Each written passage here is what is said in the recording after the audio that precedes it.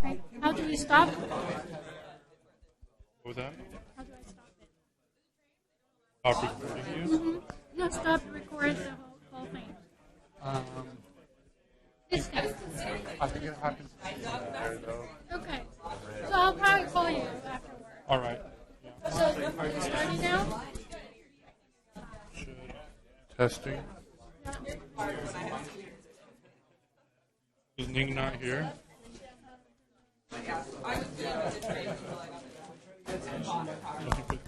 It is. It is. But is it recording? Thank you. We have a blowout. Excellent. I've never seen so many people.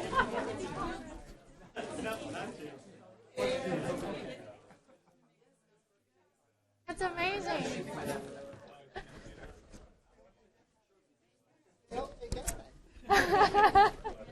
I shouldn't be surprised, right?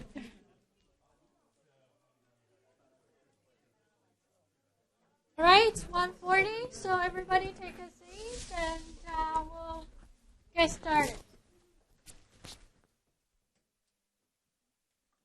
Okay, so this is the ITS Davis Weekly Seminar. This is the last one before this quarter, and welcome here. And I'm very honored to be able to host Professor Martin Wax, and he, according to his bio, is a professor emeritus from Civil Environmental Engineering and City and Regional Planning from UC Berkeley, and the Director of Transportation Space and Technology Program at RAND. Will be retiring next year.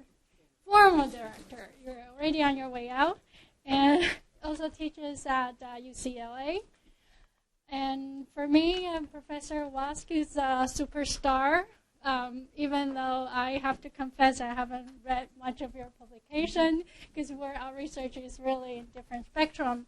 But I'm so glad you picked a topic that's very timely and cut across many people's interests. So we certainly look forward to your talk.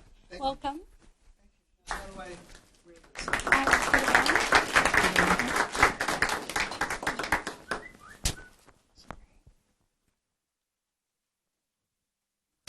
A little bit higher. Okay, I'll put this in my pocket. It should be okay. So I think somebody is watching from that camera up there, so I'll stand, and hopefully if you have any questions of clarification, please interrupt. But if you have major points that you would like to argue or debate, let's save that for the end. I'll try to reserve some time for it. I'm very interested, and have been for a long time, in the question of how we pay for our roads, streets, highways, bicycle facilities, and so on. And I'm particularly interested in trying to find ways of paying those costs, which also can be consistent with policy directions we want to go in and changes in travel behavior that we want to induce, and so on. We're in a period of enormous crisis in transportation finance in the United States, not only in the United States, also abroad. But it's really a significant moment in the history of transportation finance. So this is an outline of what I'm going to talk about. I'll give a very brief overview of that history and why big changes are needed today. And then I'll talk about what we're actually doing in the way of near-term patches or things we're trying to do to fix the shortage of revenue that we're experiencing, and then turn gradually to longer-term prospects for addressing the problem. So let's begin with the fact that most of the streets and highways that you experience are local streets and county roads, and they're financed largely by property taxes on residential and commercial property. And I think in general that that's a good thing, that they ought to be, because most of the benefits of access to your property come from things like having postal deliveries and ambulance and fire service and so on, using local streets to get at your house, even though your house doesn't, the street in front of your house doesn't carry a huge volume of traffic. The function of the street is more related to the property than it is to travel.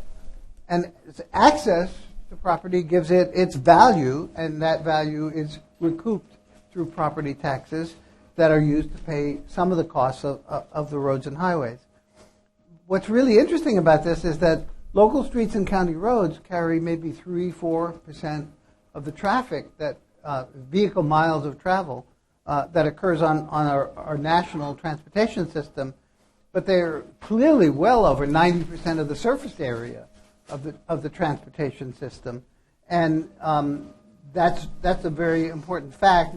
Many cities are struggling with the renewal of pavement and the need to redo streets in a kind of a smart growth kind of model and make them more walkable and more transit-oriented and more bike-oriented, and are using local property taxes to achieve that. But the crisis is not really with respect to local streets, though many local governments, especially in California, are affected by limits on public spending and taxation. The crisis is really more related to major highways and major transportation facilities that are serving larger volumes of travel between cities. And the history of that is pretty interesting itself. In California, in the period before 1920, 45% of the state budget was devoted to building new roads between cities, and yet there was a feeling on the part of the public that the need wasn't being met, that the growth in auto use, the growth in auto ownership was so dramatic at that time period that the call for new road construction everywhere was a dominant theme in the politics of that time.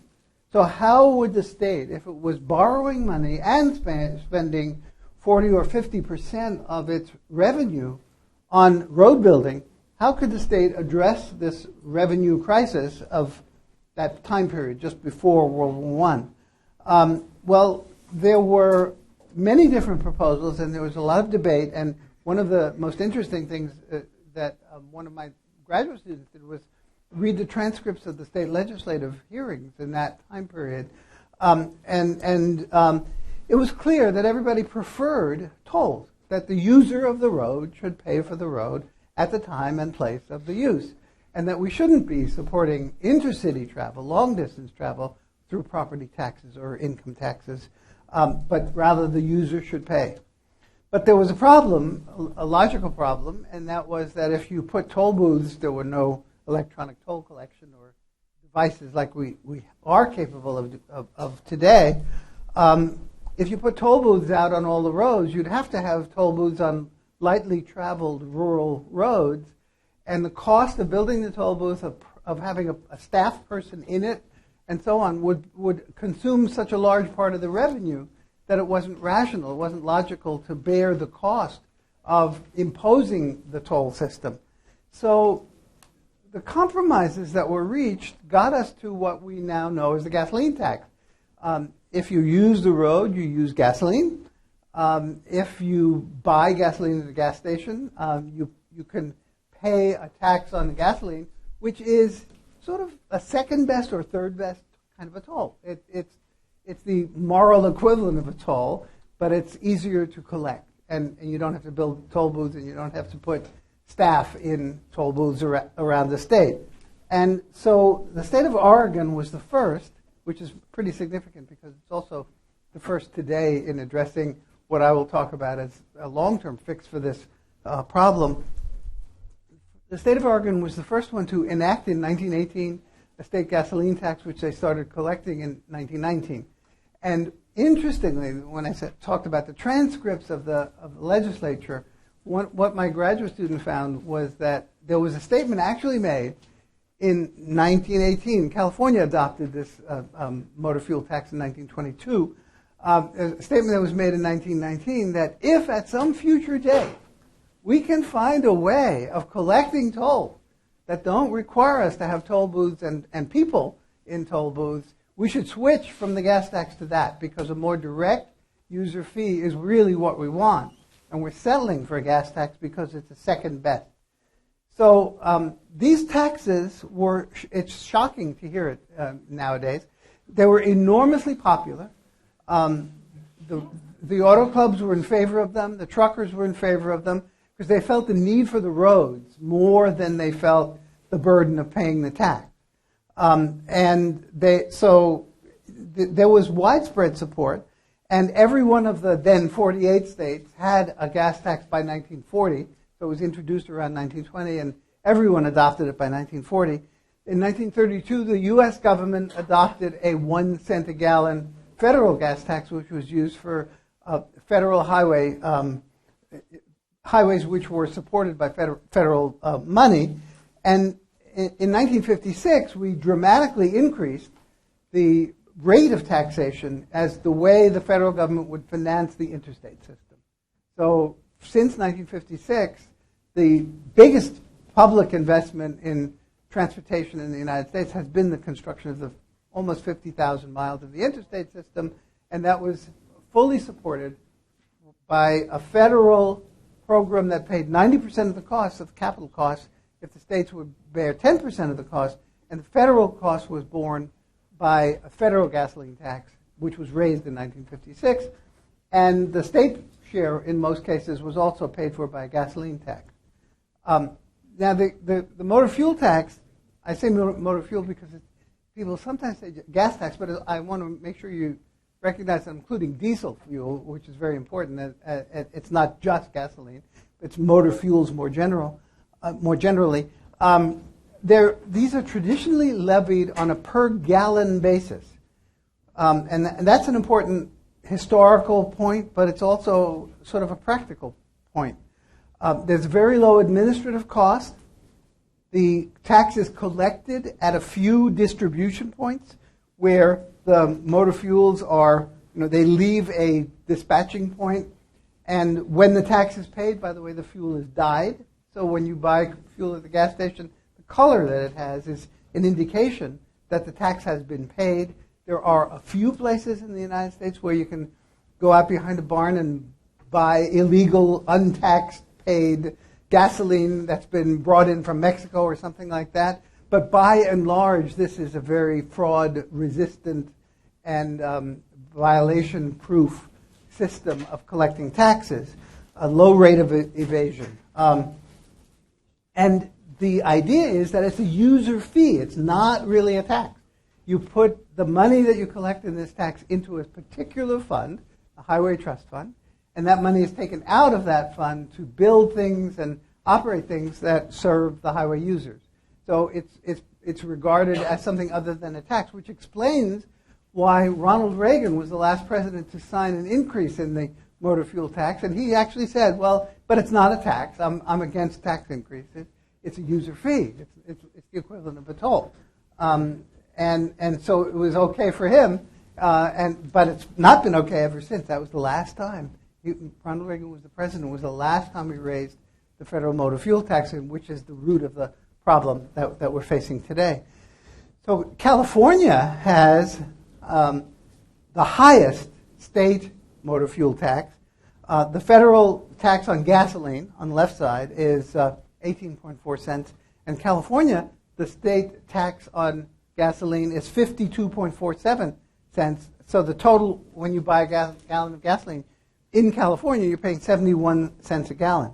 The average among the 50 states for the state portion is 41 cents. So if California is the highest of the 50, but there's not a whole lot of variation. And it's fairly tightly clustered around that 40 cent mean. And then the diesel rates are on the right. Also, California is pretty high. California is fourth among the 50 states in the rate of taxation of diesel. The problem, if you tax by collecting a charge per gallon, is, I think, obvious when I stand in a location that's famous for its research on fuels and fuel efficiency in electric vehicles and so on. We are moving toward much more fuel efficiency. In 1920, the average vehicle got 7 miles per gallon, 8 miles per gallon. Today, we're moving up toward 50 and 60 miles per gallon. And if the tax is on a per gallon basis, the tax is producing less and less revenue every year. And since the tax rate hasn't been raised at the federal level, at least since 1993, inflation is another factor. There was a comment or question? Yeah?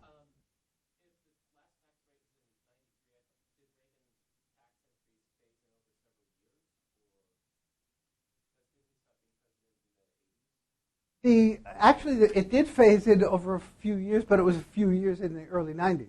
So it's been steady since the early 90s. And it's 18.4 is the federal gasoline tax rate.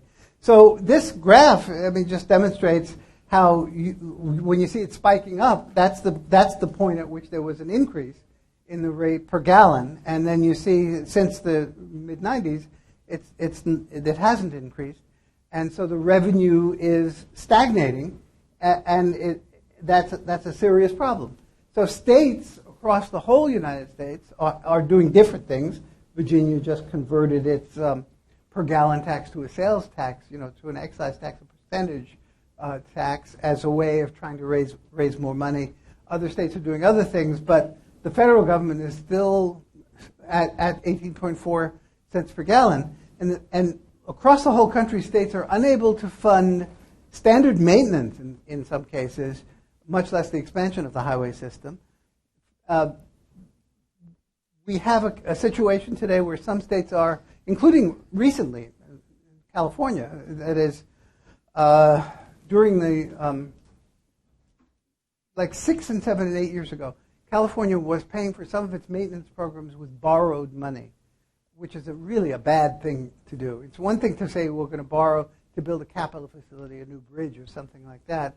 It's another thing to say we're going to use borrowed money to repave or to mow the median because we're paying interest as well as principal when we repay those loans. But that's happening in many states, and for the first time, roughly now, for the first time since the 1930s. Less than half of the state funds you spend on transportation are coming from user fees. The other part is general revenues of the government, which means transportation competes with healthcare and education and so on for the general sales tax and income tax revenues that states also have. And the Federal Highway Trust Fund is operating in a deficit. There have been in the last 4 years, there have been 5 infusions of general fund revenue into the Highway Trust Fund so that the highway program could be continued. The Highway Trust Fund will again reach zero balance this August, projected, and it's likely that Congress will actually again top up the Highway Trust Fund with general revenues. So the principle of user fee financing of the transportation system is in jeopardy simply because we don't produce enough revenue from the use of the system. Yet, most Congress people, and I've talked in public hearings before Congress and before 3 state legislatures, Texas and California and Tennessee, and I have found no state legislators or federal people interested in saying, I'm going to champion a gas tax increase. Everybody sort of runs from the room whenever that's mentioned. Forecasts, now this is controversial. You may not agree with my presentation of forecasts here. I used forecasts of future vehicle miles of travel as prepared by the Energy Information Agency and the Federal Highway Administration. And you see that if they show that travel will continue to increase, some people are saying travel is actually decreasing. It's hard to know whether the decreases in BMT nationally is because of the economic downturn that's now turning around, and there's some signs that it's picking up again, BMT growth is picking up again, or whether it's a change in tastes or habits or preferences, that's debated. These are the official forecasts of agencies that have for a long time had the responsibility to produce such forecasts, and you may say you don't believe the forecast. But if they're right, it demonstrates that travel, vehicle miles of travel, will continue to grow, while fuel consumption will grow at a much slower rate, making this revenue crisis or revenue shortfall even more dramatic over time. As we approach 2020 and 2030, unless we do something, it will be more pronounced. And of course, this is good in many ways, but it's not good for user revenue, and that is that the Obama administration revised the CAFE standards, the corporate average fuel economy standards, and have put on the table a value of 54.5 miles per gallon that would save every household on average of $8,000 a year because of the fuel savings that would have all sorts of benefits in terms of reduced carbon in the atmosphere, but it means less revenue for the transportation system and gives us the need to do something about it. The interstate system, which was a federal program funded by user fees, is now just about 50 years old. It was not all built in 1 year. It was built over decades.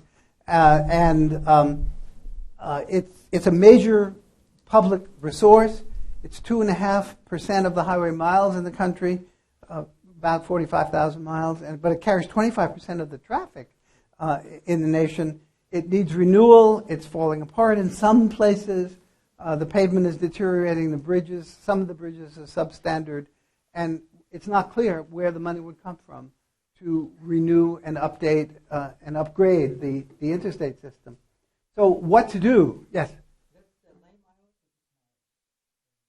Just center line miles. Center line miles. So what do we do about it?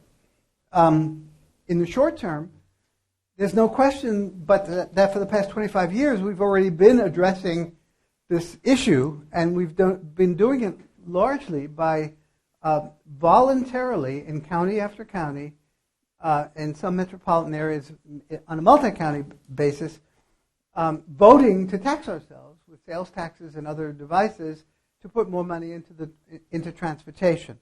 I don't think that's a sustainable long-term strategy, but it's been going on for 20 years, and I'll show you some data about it in a few minutes. In the longer term, we could find some new devices, and the one that I'll end up with is what's referred to as mileage-based user fees. It's charging for the use of a road by a vehicle at the time and place of use, using GPS and accounting for the travel that one engages in. And you could, if we have such a system, which is technically feasible now, we could also charge different rates for different classes of vehicles. So you could give electric vehicles a break. We could charge different rates at different times of day, so it could become a mechanism for the introduction of congestion pricing, and so on. So what I'm talking about is different approaches or forms, sometimes in the field of transportation finance, they're called architectures. I don't know why the word fits, but different ways of charging, of raising enough revenue that we could work on the road system. So the most common that's already been experienced, and I think it's perfectly reasonable in the short term, but I don't think it's a long-term solution, is local option sales taxes. It's very popular, and California is the place where it's been most popular, even though right now it requires a 2/3 vote rather than a simple majority to enact such a tax. So I think it's 26 counties presently have, in California, there's 53 counties, right, in the state, 54, and 23, the largest ones with the biggest populations, the most urban, are the ones that have them, though there are some in rural areas where voters went to the polls and said, I will vote another half-cent sales tax or a 1-cent sales tax. The rate differs from one county to another, to build transportation projects. And what's interesting about this is that the ballot measures have a kind of a formulaic nature. They mimic one another. So they usually have a list of projects. So that when you go to the polls, you say, I'm going to widen the 101 between here and there. The money will be used to put in a rail extension between here and there. And so people vote on a list of projects, and they say they like that because they don't like to trust the politicians to decide on which projects to do. They like to be consulted themselves in doing so. In addition, these measures usually have what we call a sunset date. That is, the tax is enacted for 25 years or 20 years or 30 years. It varies from time to time and place to place. And the voters like that because they say, well, if the money wasn't well spent, I won't vote again to extend the tax or to have a new one when this program is over. And what's really interesting and important is that many of these projects, because these are county measures, are being implemented by local governments and not by Caltrans or statewide agencies in general. Now, I'm mentioning California. California was the first, but it's been imitated all over the country.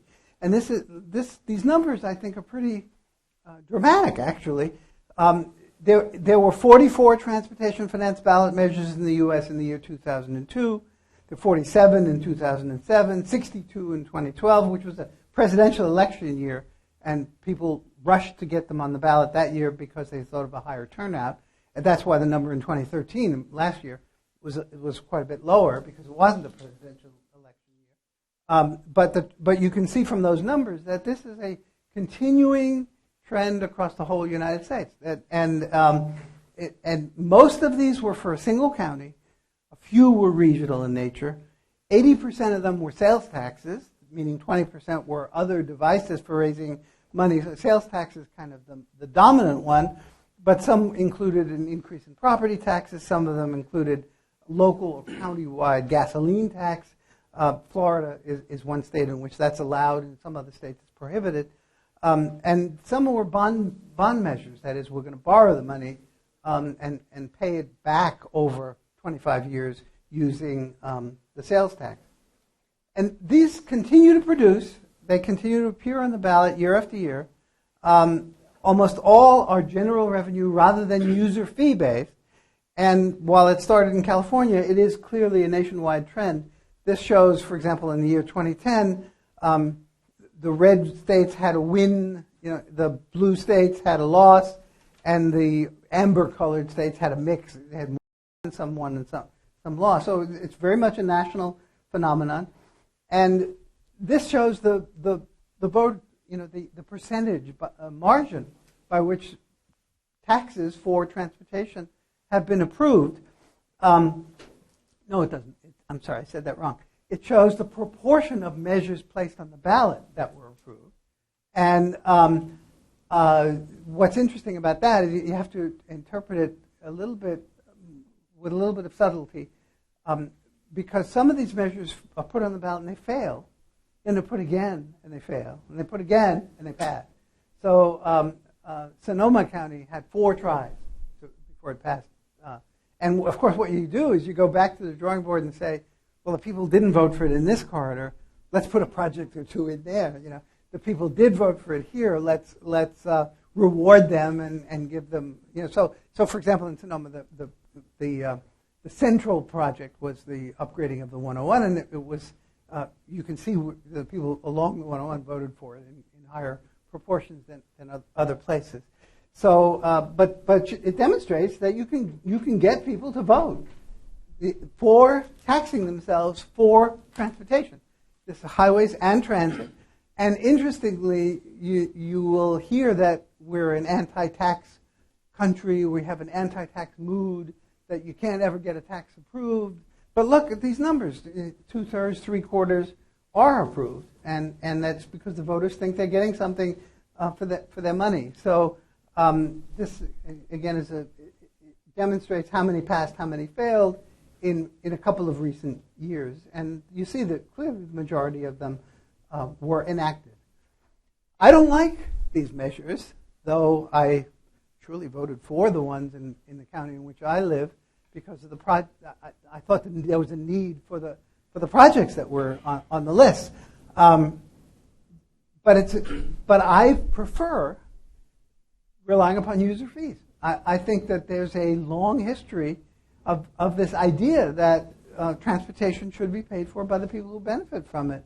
And when you rely upon sales taxes, of course, the person who doesn't drive but who has to buy goods and services ends up paying the sales tax. And the sales tax is not related to the extent to which you personally use the transportation system. Of course, goods are delivered on the transportation system, and there's a, let's say, a more indirect linkage. There is a linkage, but it's not a direct linkage to the use of the system.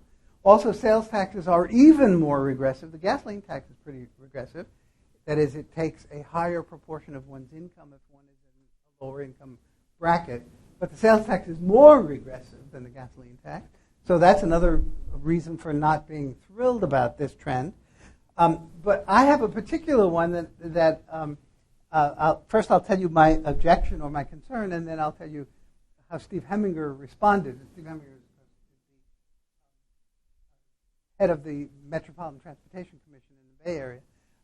My reaction is, well, wait a minute. If we do regional planning, we have metropolitan planning organizations, and we develop a regional transportation plan, and we update it every 5 years, and then we come along and people put these measures on a ballot, and they vote for it. Well, what's the relationship between planning and voting? Not every measure that's enacted through the ballot is part of the regional transportation plan, at least at the beginning.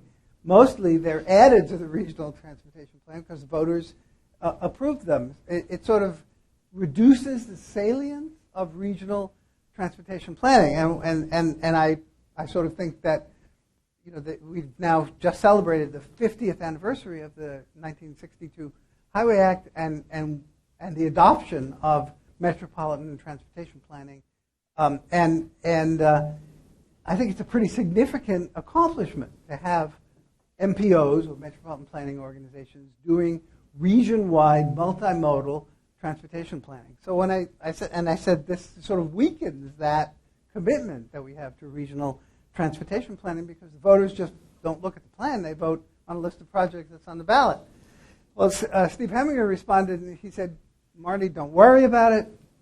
All of our regional transportation plans are just stapled together what the local governments want anyway." It kind of takes the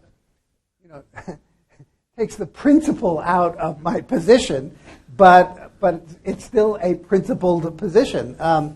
And one of the things that I worry about also is if you enact a law for 30 years and list projects, you're not giving local elected officials the opportunity in year 15 or 20 to say conditions have changed. We don't need this project anymore. We need a different project. But the law says we have to build this list of projects because that's what the voters enacted. So I think there are many reasons to be skeptical about the long-term value and viability of this. One thing is crystal clear that the voters in poll after poll respond to is that they don't trust their elected officials. And what they like about this means of finance is that they get to vote on particular projects. They get to set a time limit on how long they will pay taxes. And if the projects aren't delivered, they will not, vote for it again. And so they feel that they're more in control. Other short-term fixes are happening all over the country. You've seen congestion pricing in places like central London and Stockholm, cordon pricing, where you pay to enter a central district. Singapore, you don't see that in the United States very much. However, what's on the left side you do see, and that's hot lanes or congestion charges at the peaks for the use of what was previously a high occupancy vehicle lane or a newly added lane. There are, I think it's 18 or 20 projects in the United States like the ones on the left. There are actually none in operation in the United States like the one on the right, but those are all over Europe. And it indicates, I think, that we have a greater problem of peak hour congestion on our major intercity facilities than we do on the central city streets.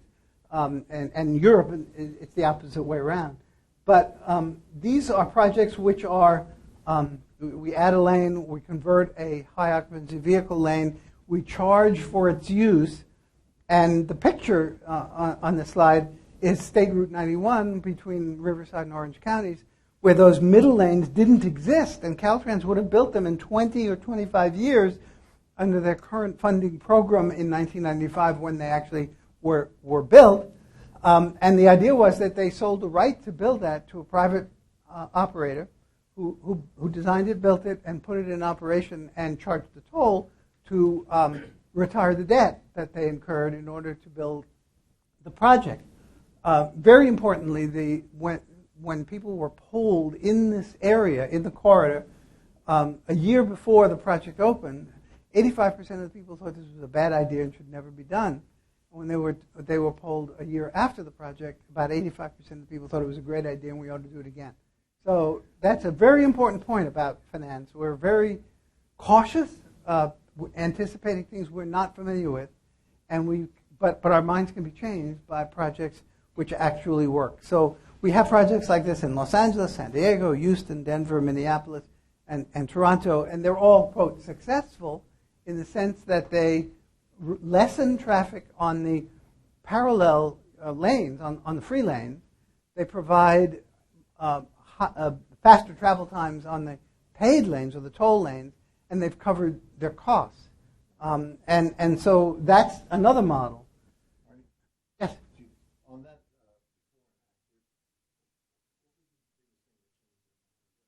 Experience, just using it really it. worked. So they Yeah, didn't think yeah. it was going to work. Right. It was. Right. Thanks. There are other possibilities. One of them is converting from a per gallon gasoline tax to a sales tax on gasoline. That would produce quite a bit of additional revenue, and Virginia is the first state that did it with a great deal of fanfare. You know, governors making speeches and state legislators and threats of vetoes and arguments and editorials at very high profile, but it's been done in Virginia. It adds revenue, but it also adds this additional collection costs and administrative complexity, but most states have other sales taxes, and adding gasoline to the sales tax is a marginal change as opposed to what it would have been in 1920. Another possibility would be to index the motor fuel tax. You could fight once to change the motor tax rate instead of fighting every year to raise it another 3 cents a gallon or 5 cents a gallon by indexing it to something. The something isn't quite clear. It doesn't seem logical to me to index it to the consumer price index. It seems more logical to me to index it to highway spending in some way. So there is a construction cost index for highway construction that could be used, the Engineering News Record construction cost index. Another would be to rely upon other forms of user fees, raise vehicle registration fees, raise tolls where they do exist, which is a relatively small proportion of American roads. Bob Poole, very interesting. He's a libertarian, and he represents the Reason Foundation, and he's written some of the most interesting work on transportation finance.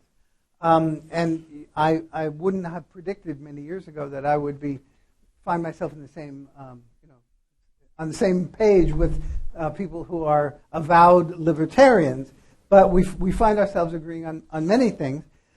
He has a proposal. It's quite comprehensive. So you can download it, and 80 or 100 pages with all of the tables and figures.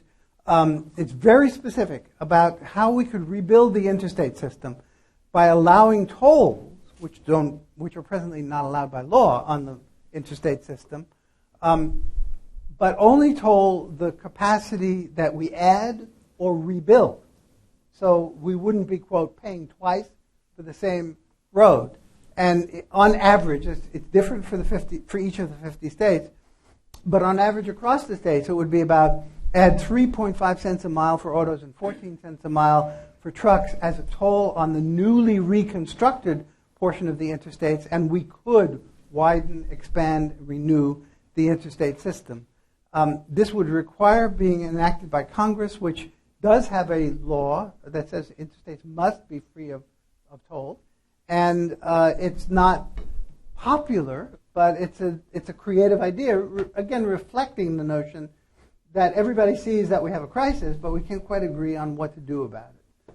Now, the final thing that I would like to talk about is this, what I think is the most promising longer range approach, and it's what we've been working on at the RAND Corporation. And there is actually a national consortium, or what's the phrase, a national alliance of people interested in what's called mileage-based user fees. Some people find that term very clumsy, and you're not going to find too many people saying that they love the idea when it has such an awful name. So some people are just calling it road user charges, and there are a variety of other names. But there is a mileage-based user fee alliance, which is in fact having a national conference, I think it's next Monday and Tuesday, and it's about the 6th or 7th one. And so there's a lively intellectual interest and technical work going on how to do this. There were 3 major policy studies, 2 of which were commissioned by Congress, that looked at the future of producing more revenue for transportation systems. And these 3 reports all adopted as their conclusion that the optimal or appropriate strategy in at least the long term, 10 years, 15 years maybe from now, would be to have a mileage-based user fee, a fee that you pay perhaps on your credit card. The way they're going to do it in Oregon is actually going to be different. It's going to be charged at the pump when you fill up your tank, the way a gas tax is. But it's based on how many miles you've driven on particular roads at particular times of day, and so on. And the arguments are that this would improve the stability of the revenue stream. It would actually make the charging system more equitable than relying on things like sales taxes, because the user would be paying more directly. And it could also facilitate other things. The reason I put in that brief mention of congestion pricing is that it's consistent with this strategy, this architecture for changing transportation revenue collection. But, and there are a lot of big buts, it's costly and difficult to implement. It's politically suicidal right now. If you mention it, people just run from the room screaming. And there are equity concerns that we'll have to address, and I will get to some of those. This is increasing in the U.S. and abroad. There is already in operation in Germany a system for heavy trucks where they charge on the basis of the weight of the vehicle and the distance it's traveled using GPS and electronic tolling. It's been implemented for diesel-fueled passenger cars and trucks in New Zealand, all trucks and diesel-fueled passenger cars. There was an extensive period of planning for 5 or 6 years to introduce it in the Netherlands, and in the end, the government changed and they backed away from doing that. There's also a system in Slovakia. In the U.S., we've had trials in Oregon and in Washington and Minnesota. The University of Iowa did a trial in 9 different locations. And there are studies underway in many different states. So, for example, New York is looking at doing it for trucks only. New York City is actively considering it. And then the so-called I-95 Corridor Coalition, the I-95 interstate runs up and down the East Coast from Florida to Maine. And the states in that corridor are collaborating on a proposal to do mileage-based user fees. So it works. This is a diagram from the German system. Toll Collect is the name of the brand name of the system in Germany. So a vehicle has its electronics that identify it. It crosses some portal into the system. It's identified by GPS that the vehicle is present. The vehicle travels to its destination. It again crosses another portal, and the distance that it's traveled is calculated. And what's important to note here is that it's not retained in the satellite. It's not retained in some government records. The record of the travel is kept in the vehicle.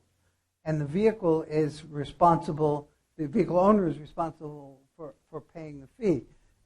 That's a very important privacy issue because as soon as you mention this, people say, wait a minute, I don't want the government to know where I'm traveling and how many miles I drove or whatever. But in the German system, it's the vehicle company that's collecting the information, and they're audited, but it's not a government function. So to do this would be a huge transition, but it's feasible. It's technically feasible now. So we have, most of us use various apps on our cell phones, Waze or things like that, which know where we are, where we're traveling, and certainly what kind of vehicle we have, and so on. But it is a big transition because the motor fuel taxes today are paid, like in California, at about 9 or 10 locations at those wholesale fuel distribution points, and now they would be paid at millions of locations. The mileage-based user fee would involve millions of transactions, and there are opportunities for fraud, there are opportunities for misrepresentation, and so on. So it would change the nature of the whole payment system. And the only position that I've taken in public and that many others have is that it's interesting enough and worthy enough to do some large-scale system trials. We're not saying the whole country should adopt this, a week from next Thursday. We're saying that there's sufficient promise that a state the size of California or some other state could undertake this on a scale of hundreds of thousands or even millions of vehicles to see if it works. And the answer is likely that it will work in some ways and fail in some ways because it's an enormous transition. But if we're going to transition, we better start soon because we're running out of revenue, and a full transition might take 15 years, something like that. So unfortunately, Congress considered it when it enacted MAP 21, the current transportation legislation, considered funding such trials or even permitting them if private investors like MasterCard and IBM or whatever wanted to try them.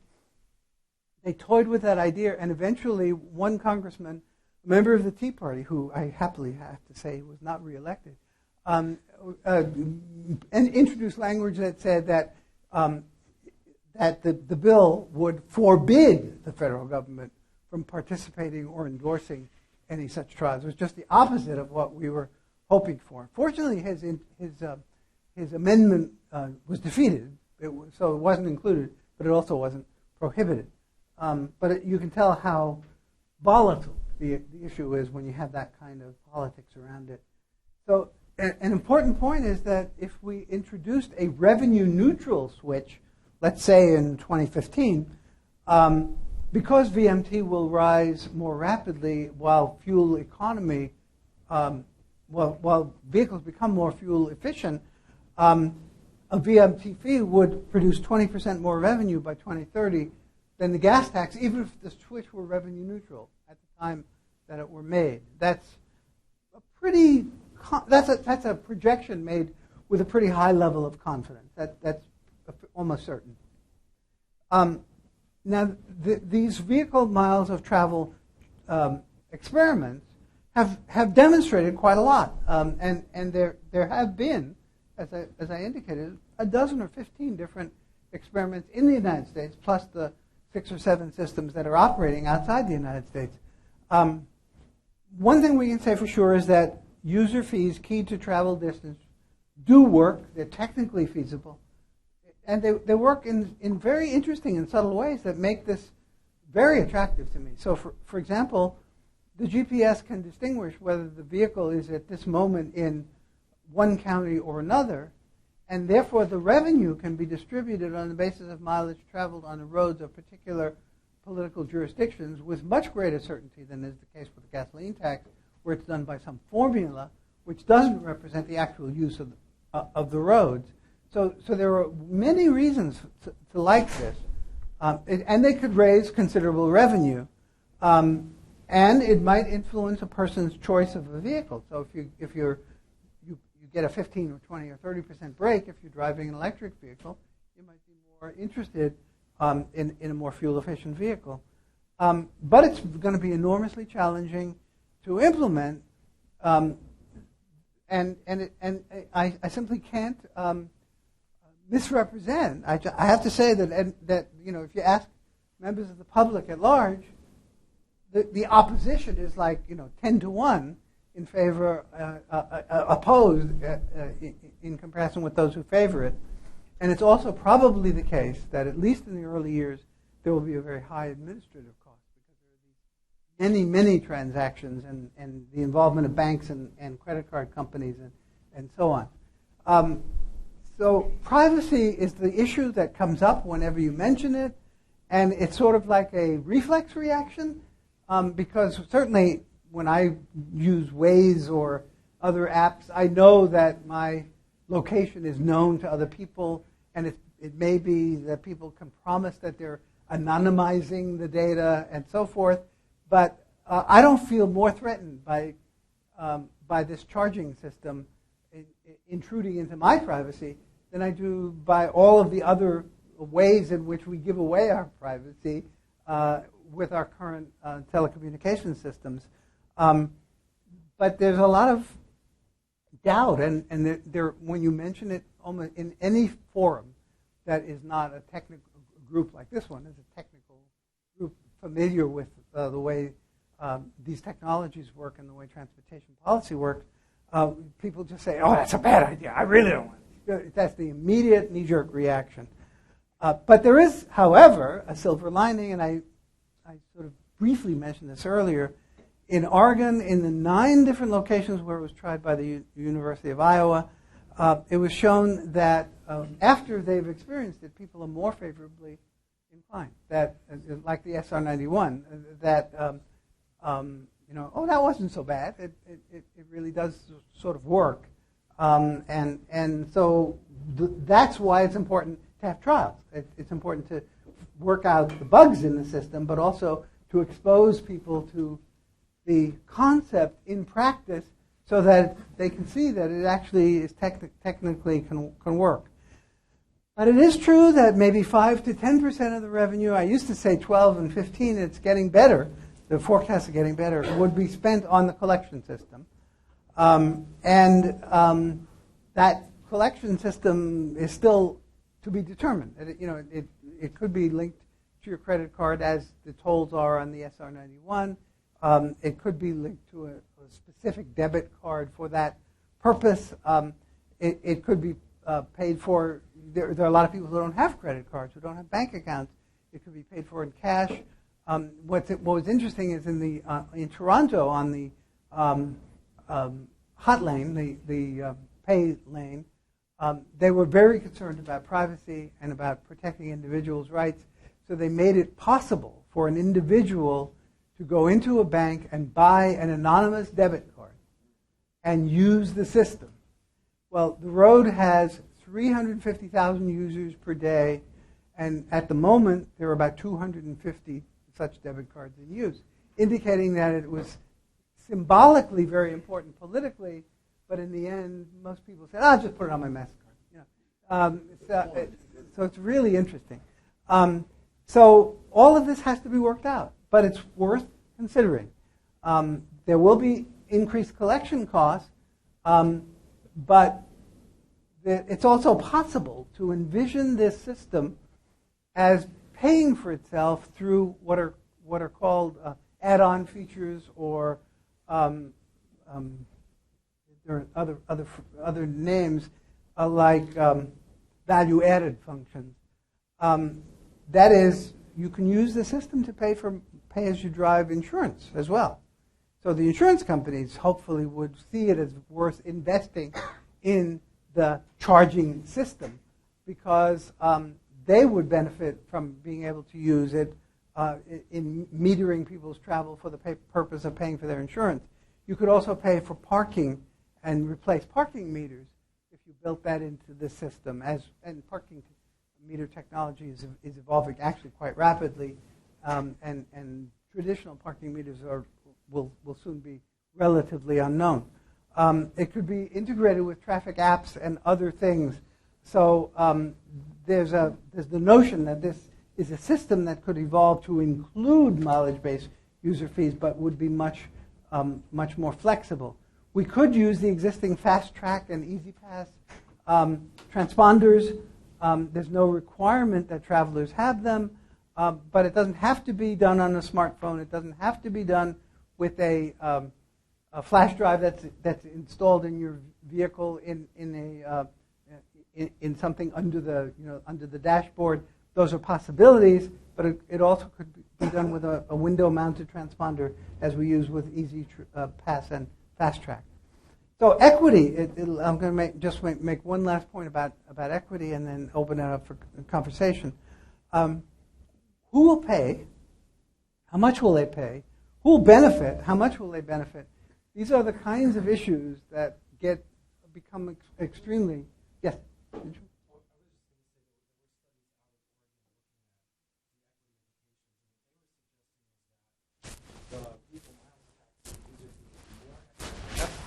Precisely where I'm going. Yeah. That's my point. If I take my jacket off, I'm moving away from the microphone, so but I'm starting to sweat. So, relative to ability to pay, the fuel tax burden is higher for low-income households. This is from the 2001 and 2009 National Household Travel Surveys. And it clearly demonstrates that if you divide the population into income thirds, that the lowest third pays the highest proportion of their income in motor fuel tax. So equity is a big issue. It's also true that rural households travel more miles than urban households. So the minute you talk to a state legislature about this, the legislators from rural states say, our people got to drive, and the distances are great, and you're going to penalize them because you charge on the basis of miles traveled. Never mind for the moment that gas tax charges on the basis of miles traveled as well.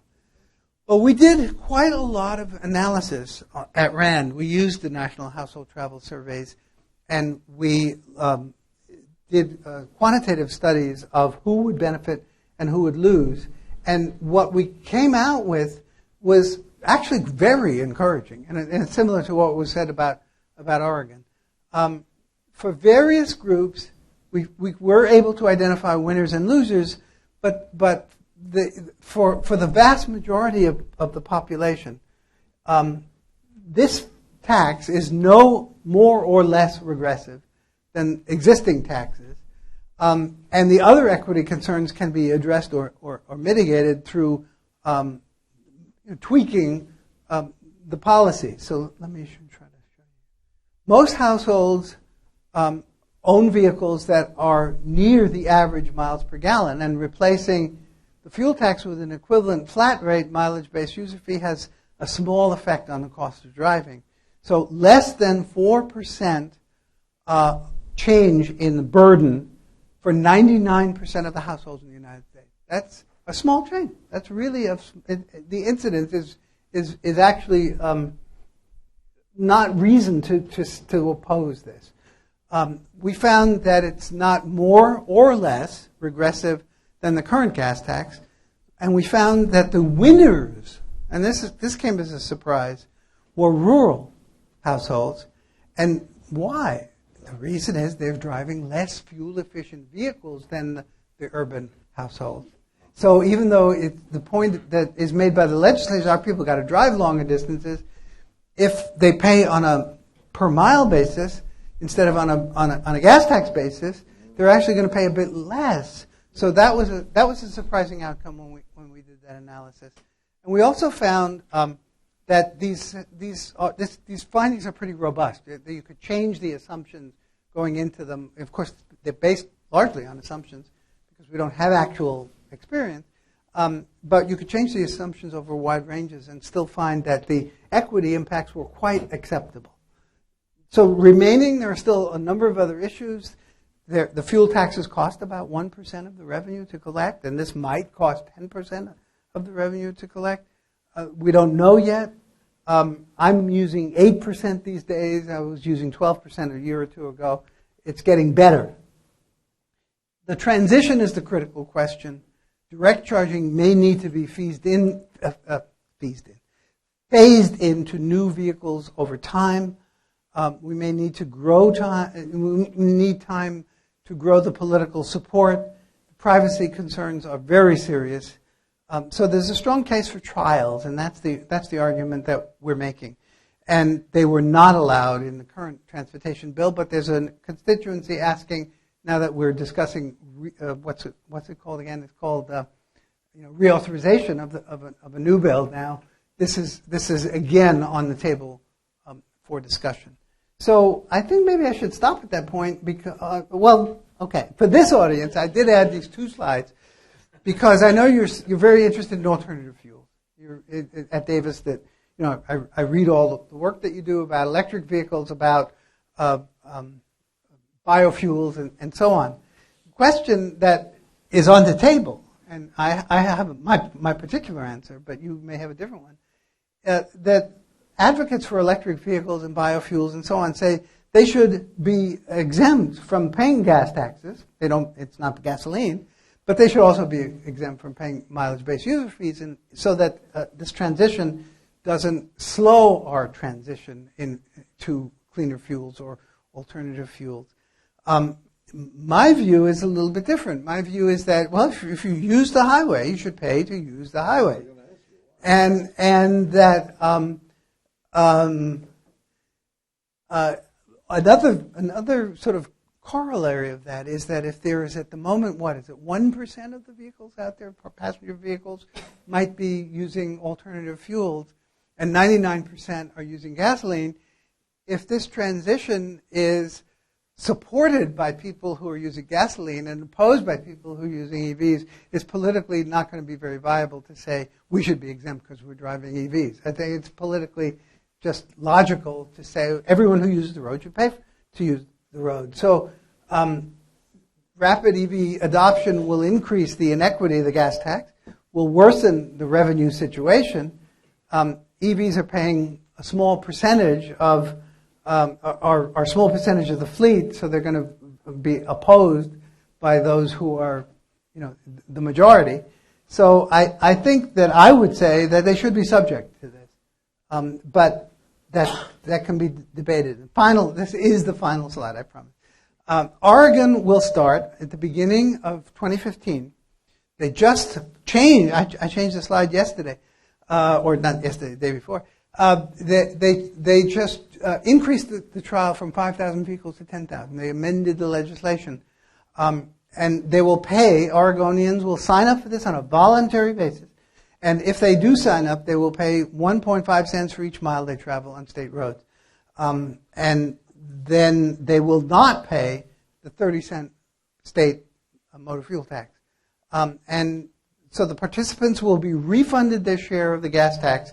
The way it works is that your car communicates with the gas tank, the gas pump at the gas station. So your car is recording how many miles you've driven. You drive in to buy gas, and you're in the system because you're part of the experiment. It cancels the gasoline tax, but adds on the per mile tax since your last fill up. And so you pay just as you would at the gas station when you instead of paying for a gasoline tax. And this is going into effect in 2015. And the reason, this is so interesting, the reason they went from, the state legislature debated just in the last few weeks, went from 5,000 participants in the trial to 10,000, because they're finding a lot of interest in it. That people are, can't wait to try this. It sounds odd, maybe, but that's what's happening in Oregon. So we should be watching Oregon, and we should be thanking Oregon. They introduced the gas tax in 1918, and now they're the first looking at this alternative. They're also one of the very few states that has freight mile distance charges as well, as opposed to just paying fees based upon the actual weight of the vehicle. It's also includes the distance traveled. So this is a very important experiment, but I believe it's one experiment that we should probably be having 10, maybe in other places, and it's bubbling up now. There is interest in New York and the I-95 corridor. California is beginning to discuss it. So I'll stop at that point and welcome your comments and questions and elaborations. Yes. Well, thank you. Thank you.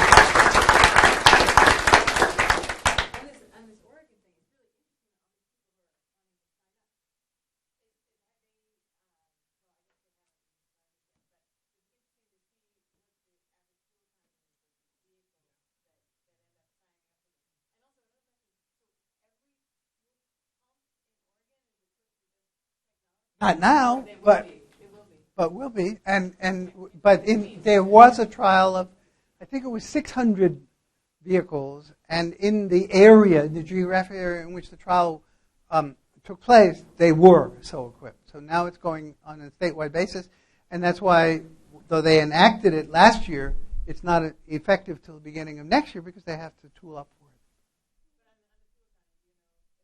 No, I don't. I don't know, but I can guess, as you would think. Yeah, sure. Yeah.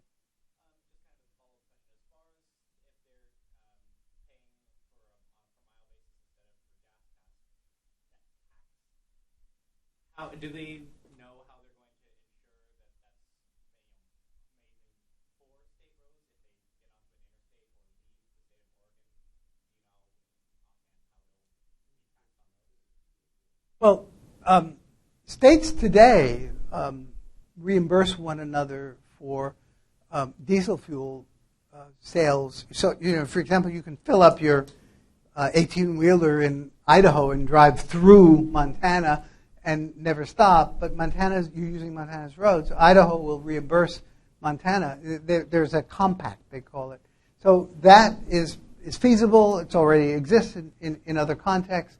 And the possibility it clearly exists that we could more accurately than we do now distribute the revenues that are collected to the locales in which the travel takes place. Researchers at the University of Minnesota, that's the principal place, are dealing with this geographic issue and the accuracy of the GPS and the usability of it in a revenue disbursement context. And we could get the location of your vehicle, to the nearest meter or so, and that's pretty close for this sort of thing. So the answer is that it's quite feasible. That's pretty technically. That's not a technical problem. That's been taken care of. Yeah. I'd like to know more about your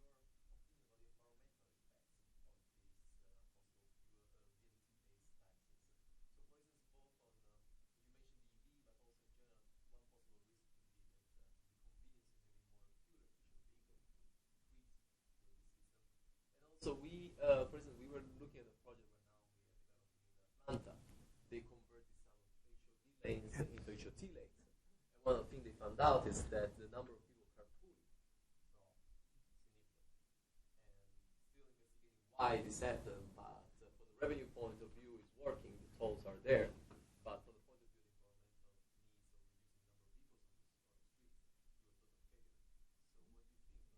When we talk about the environmental impacts of various transportation policies, including those that involve charging and that involve building capital projects and so on, the rhetoric, the debate, it seems more influenced by symbolism and politics than by empirical fact. So I live in Los Angeles, and we're building rail and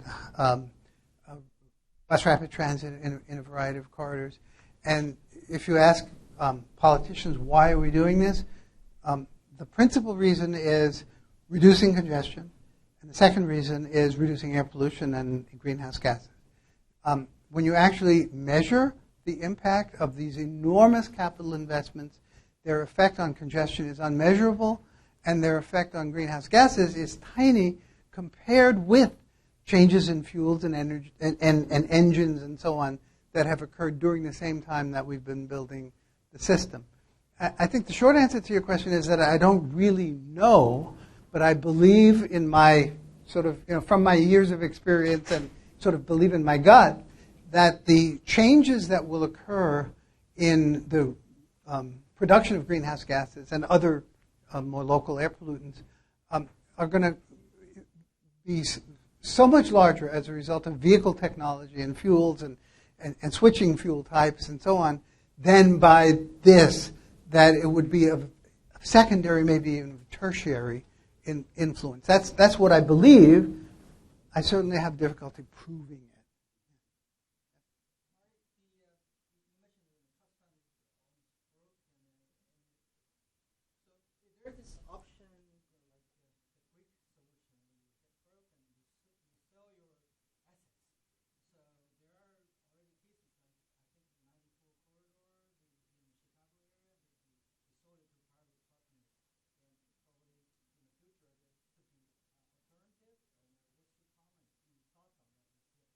Caltrans was sold most of the freeways to some bank or Well, there was first the Chicago Skyway, and they what's the word? They capitalized the asset. They didn't really sell it. They leased it for 100 years, which was akin to selling it. But they ultimately the public will own it. But they allowed the operator to raise the tolls periodically, and didn't tell the voters, by the way, that was part of the contract. And then the Indiana Toll Road was addressed next, and then the Pennsylvania Turnpike was considered, and Ed Rendell, who was the governor of Pennsylvania, sort of said, over my dead body, this won't happen. This is a public asset. Those are a few cases in which short-term capital gains were the result of the sale or leasing or renting of a public asset. And I think in the long term, that has very limited value, very limited returns, because of we will do better as a society to retain those in public management and to retain the revenue that comes from them, but we should revise the system by which we charge that revenue. By selling, what are we going to start selling our schools? Are we going to start selling the University of California? These are inherently shared assets of the entire society that were paid for over 50 and 60 and 80 years by the users. And the revenue that it's produced by these sales is real, but it's very short term. And it doesn't get us an alternative. It may buy us a few years, but it doesn't present an alternative to finding a new system of revenue collection from the use of the system of the highways. In fact, they're likely to be customers of mileage-based user fees rather than an alternative to it.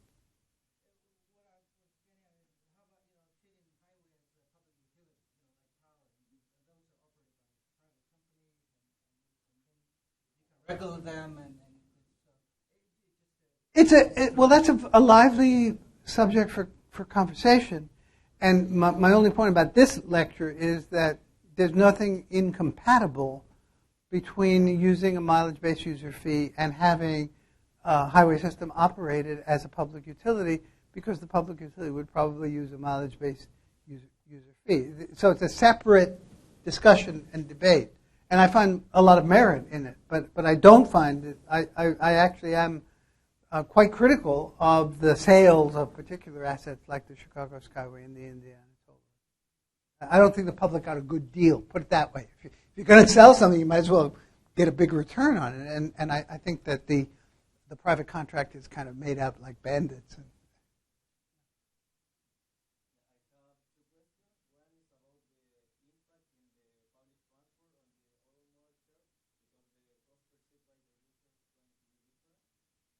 I didn't quite hear all of what was said. So, yeah, the impact in the public transport. The impact of public transport. And the question is about the residential location of people, because it's more common to live close to the places, and I don't know what will happen. Like That's a very interesting set of questions. As we're developing in Los Angeles County a network of hot lanes, and clearly the users of hot lanes are people who have higher incomes than average, and in many instances the lanes are located in lower income communities, and so there is a conscious, carefully designed program of resource transfer so that a lot of the revenue is used to improve public transit in those very communities. If that is done comprehensively, it could be a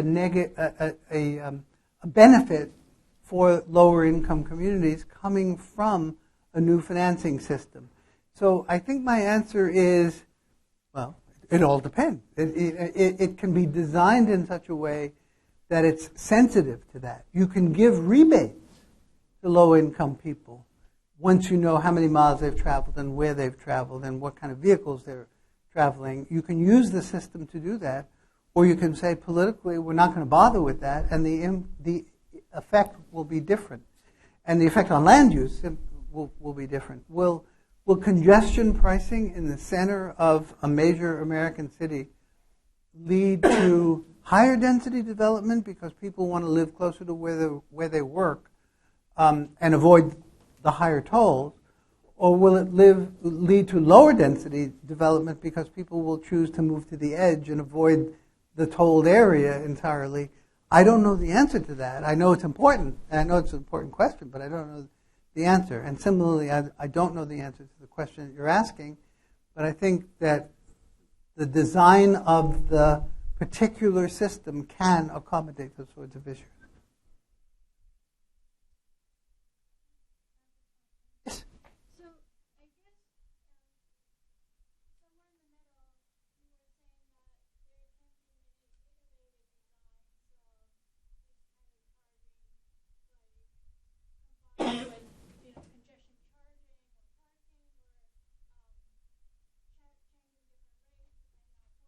are or what's there in what particular place. But I guess my question is,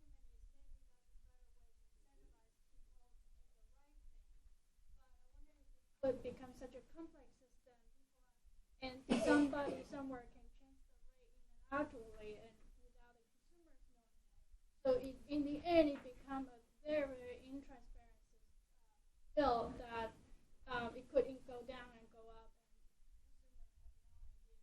consumers have no idea exactly which segment was the rate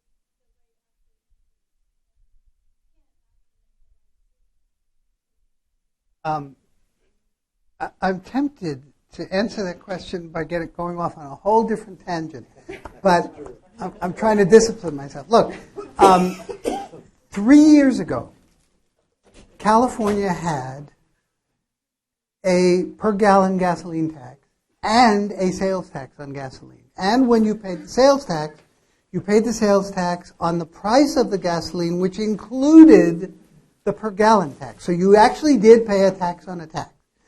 And then the state legislature, because the sales tax was not put in a trust fund and could be used for other functions, the governor declared a fiscal emergency and took that money and was using it to cover California's deficits during the fiscal emergency. The state legislature said, no more. We want this to be in the highway trust fund. So they converted the sales tax to a per gallon tax, which is why California has the highest per gallon tax, as I showed at the beginning. And now we have a 3-member commission who meet once a year to set the new per gallon tax so that it will produce exactly the amount of income that it would have produced if we still had the sales tax. And so, yes, it can be complicated. It is complicated. I avoided getting into the complication because it's sort of a digression from the main point. But the level of complication in existing systems is of revenue collection. And you can buy gasoline and put it in your farm tractor, and then you can apply for a rebate because you didn't use the roads because it's a user fee. And we have complexity now, and certainly it could become more complex. I'm not sure that that's ultimately a terrible thing. When I fly on an airplane, I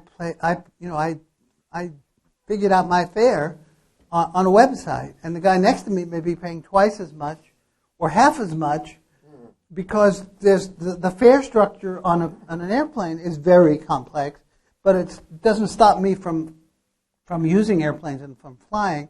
As long as I, as the user, know what I'm paying, the complexity of the whole system may not affect me on a daily basis. So my answer to your question is very complex. Yes, it can be. It can be, but I'm not sure that that's a fatal flaw.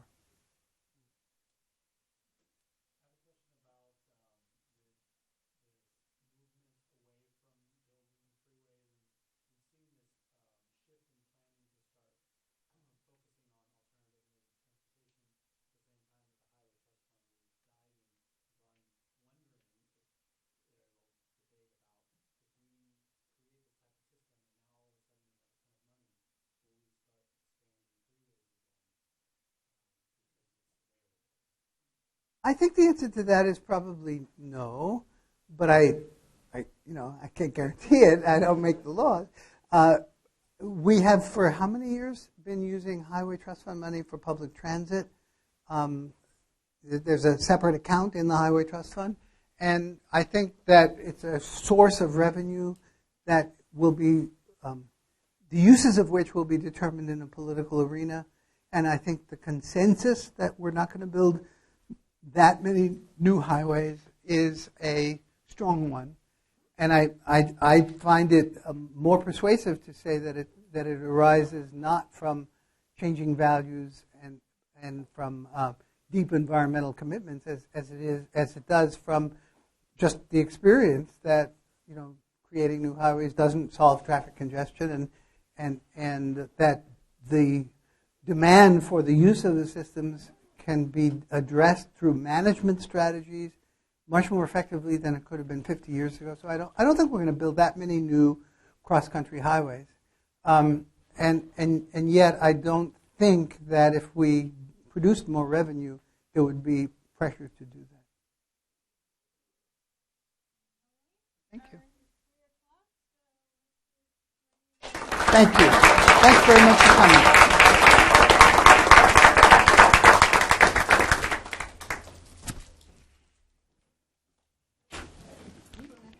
Anybody was watching.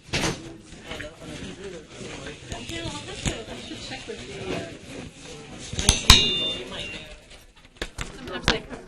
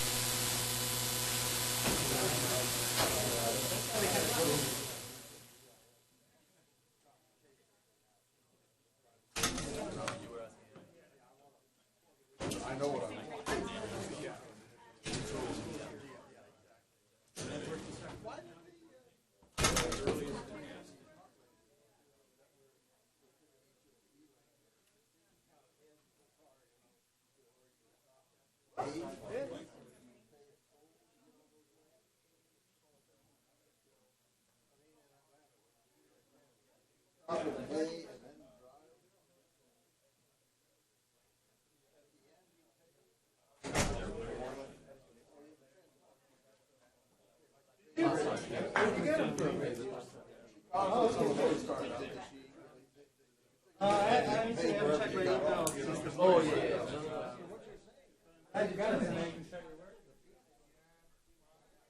Here's the light bundling up together in the car. Not me. Oh, really?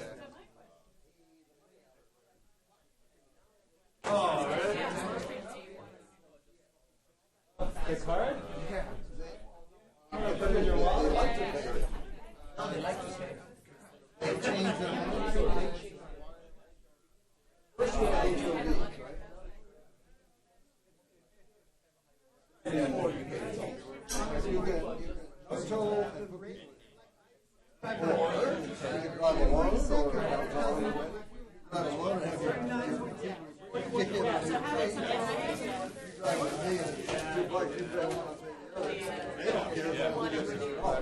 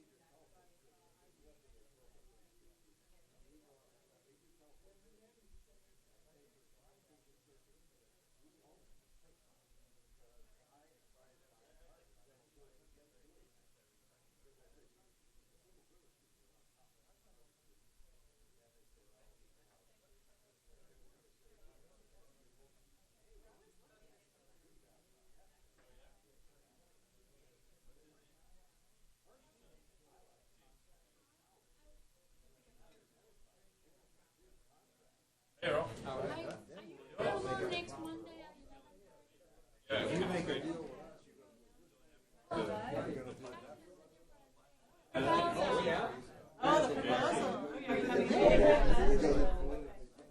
Nice meeting you.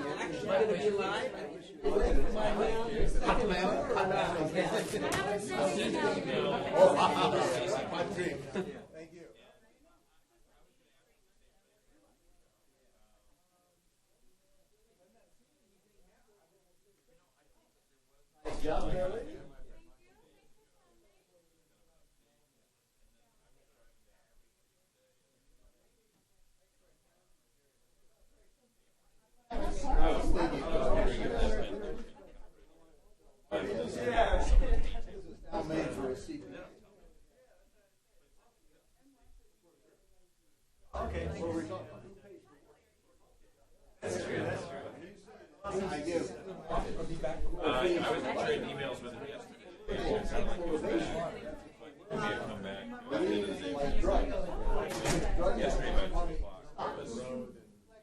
Drug cartel goes away.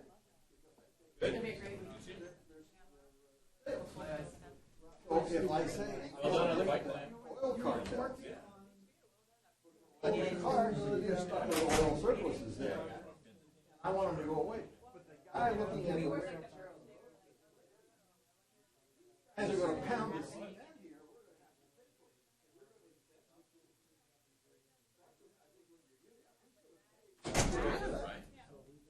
It's a political motive.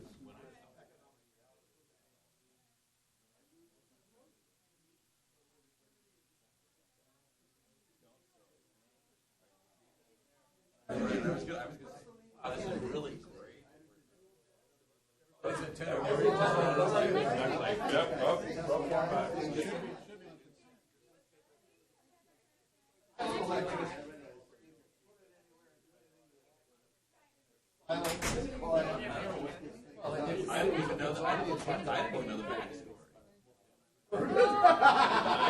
When I saw it.